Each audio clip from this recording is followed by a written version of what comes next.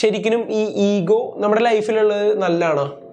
ശരിക്കും നമ്മൾ ഈഗോ നല്ല രീതിയിൽ യൂസ് ചെയ്ത് കഴിഞ്ഞാൽ അത് നമ്മൾ ആ സെൽഫ് കോൺഫിഡൻ്റ് ആയി നിൽക്കാനും അതുപോലെ തന്നെ എപ്പോഴും നമുക്ക് ഒരു മോട്ടിവേറ്റ് ആയി നിൽക്കാനും അത് ഹെൽപ്പ് ചെയ്യും.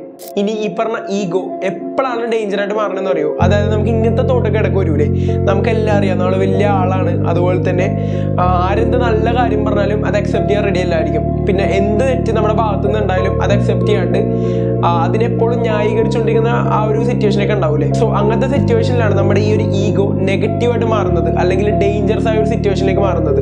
പിന്നെ എന്ത് കാര്യം നമ്മുടെ അടുത്ത് ആൾക്കാർ പറഞ്ഞാലും അത് പേഴ്സണലായിട്ട് എടുക്കും. സോ അങ്ങനെ എടുത്ത് കഴിയുമ്പോൾ നമ്മുടെ ഈഗോയുടെ ഹേർട്ടാവും. ഈഗോ ഹേർട്ട് ആയി കഴിഞ്ഞാൽ ഓട്ടോമാറ്റിക്കലി നമ്മുടെ ബ്രെയിൻ ഒരു റിവെഞ്ച് മോഡിലേക്ക് മാറും. സോ ആ ഒരു മോഡിലേക്ക് വന്നു കഴിഞ്ഞാൽ ഈഗോ ശരിക്കും പറഞ്ഞാൽ നല്ല ഡേഞ്ചറസ് ആണ്. അപ്പോൾ അങ്ങനെ വന്നാൽ ചിലപ്പോൾ അത് നമ്മുടെ ലൈഫിനെ തന്നെ നശിപ്പിക്കും. സത്യം പറഞ്ഞാൽ ഈഗോ എന്ന് പറഞ്ഞാൽ ഒരു പവർഫുൾ വെപ്പണാണ്, നമുക്കൊന്ന് ബാലൻസ് ചെയ്ത് യൂസ് ചെയ്യാൻ പറ്റിയാൽ മാത്രം. സോ ഈഗോ എപ്പോഴും നമ്മൾ നല്ല രീതിയിൽ തന്നെ യൂസ് ചെയ്യുക.